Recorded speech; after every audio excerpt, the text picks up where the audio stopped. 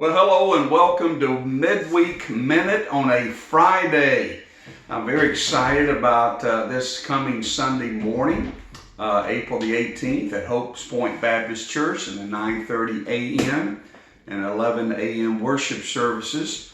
I'm going to be bringing a follow-up message to the Easter message. Last week was a beautiful Sunday. We had Pastor Ed Moore and Joan back in, and they did a wonderful job speaking and doing the baby dedications.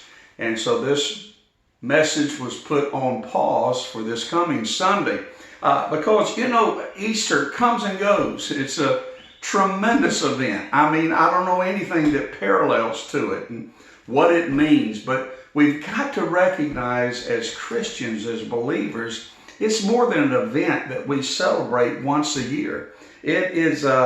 It has an effect to it in our lives.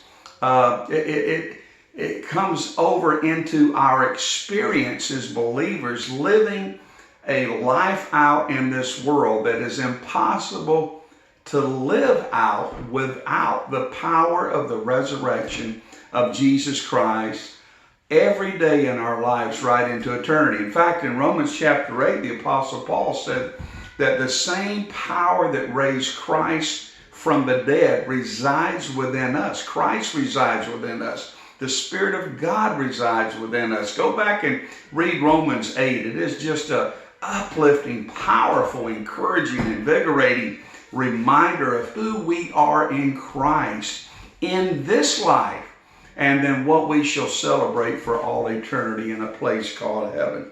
So how do we get the event into our everyday experience? I believe one of the best ways to teach a profound principle of Scriptures is through the narratives of the lives that are portrayed in the Scriptures. And in this case, I think the Apostle Peter portrays this power of the resurrection of Jesus Christ in our lives as believers better than perhaps any other in the New Testament. If you remember, Peter was kind of the golden boy of the disciples, who were then, of course, called and commissioned personally by Jesus as the apostles. And Simon, you can't ignore him. You can't dismiss him. I mean, he is in your face. He was in the face of Jesus. I mean, who else would at one point in Matthew 16 confessing Jesus as, the Son of the living God. And then just a few verses later, he's rebuking Jesus when Jesus reveals what his purpose in coming is all about, his upcoming passion. I mean, he's all over the map. He reminds me of maybe us, me, you, high, low, one moment charged, the next just, down and depressed. But one thing you recognize about Peter, that Christ had a profound effect on his life. By profession, he was a fisherman. And we'll cover that this coming Sunday, of how Jesus entered into Peter's world. I hear people talking about don't be in my business. It's kind of like we want to have a guarded part of our lives. Well, listen, that's okay and maybe good in some cases, who you allow in to affect your life or not. But certainly we never hold off and stake out territory that we tell Jesus to stay out of that business. In fact, Jesus walked right into the middle of Peter's business as he's fishing one day. They fished all night, caught nothing, and so now they're washing and mending their nets in Luke chapter 5, maybe getting ready to go out again that evening, I don't know. But Jesus gets in the boat and he communicates his message, and then he tells Peter where to fish, how to do it. I mean, can you imagine the pride of a fisherman, of a skilled fisherman?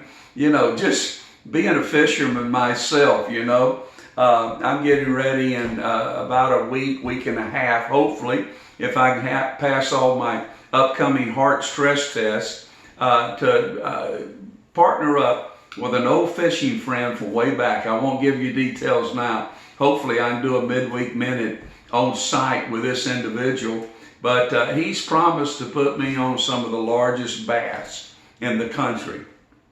And, I'm asking about what equipment to bring and what have you. And so he's telling me, you don't need to bring a thing. I got everything you need. He's telling me the technique we're going to use. And it's the one technique in bass fishing that I've not really made an effort to get skilled at. And so I'm already a little bit stressed thinking, how foolish am I going to look, because this is a different approach than I use fishing. Am I going to cut the mustard? So, with fishermen, there's kind of this pride thing of who's the best, who catches the most, who catches the best. And here's Jesus, who I think probably obviously stuck out as not a fisherman to Peter and the group, that's giving lessons to the pro in the group. And I think what really struck Peter was, I don't know, just out of frustration, he followed the advice of Jesus of where to fish and how. Or what, I don't know. Maybe there was some interaction between them. We don't know all the specific timelines here, when and what, but we know whatever, in conclusion, he followed Jesus' instruction and they caught a massive amount of fish. And so that comes back into play later on in Peter's life. But nonetheless, here's Jesus getting into Peter's life. And he tells him, recognizing you are a fisherman by trade. That's your career. But in your conversion to follow me and my calling upon your life to follow me and partner with me, you will become fishers of men. But boy, he had a tough road to travel, Peter did.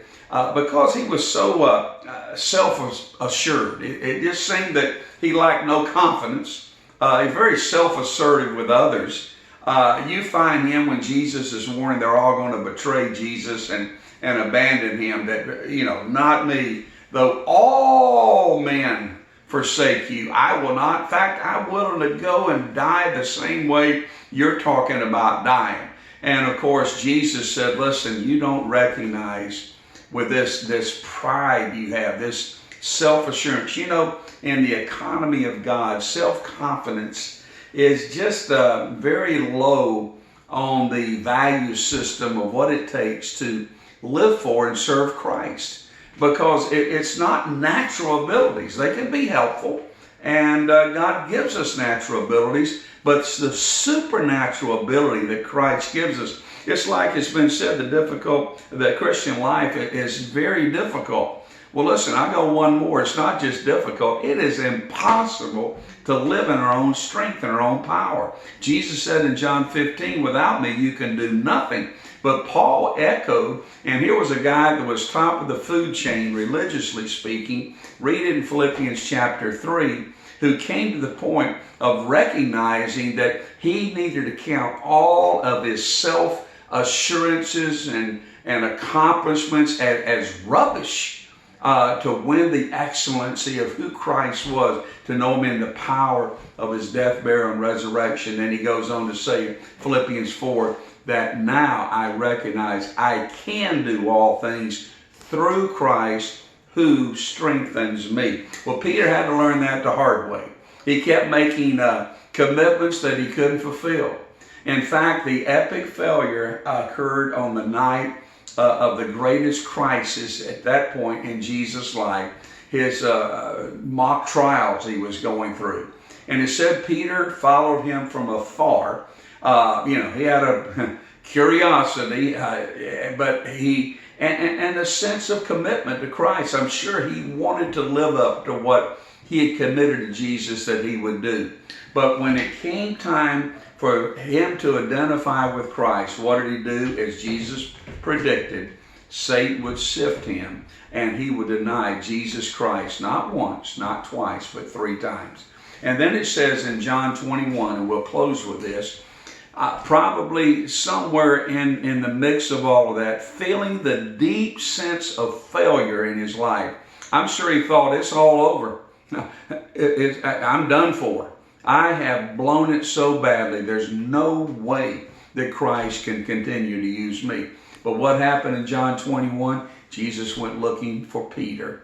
and he found him, and he restored him. He reinvigorated him. He recommissioned him. And we see Peter as one of the leading apostles, leading the charge in the Great Commission in the book of Acts. And so I want to encourage you today, despite your failures, don't give up. Don't give, you can give up on you, but don't give up on him, because he is able to do exceedingly abundantly above all that we ask or think, according to his power that works in us, that resurrection power of Jesus. Happy Easter to you 2 weeks later. God bless you. Have a great week.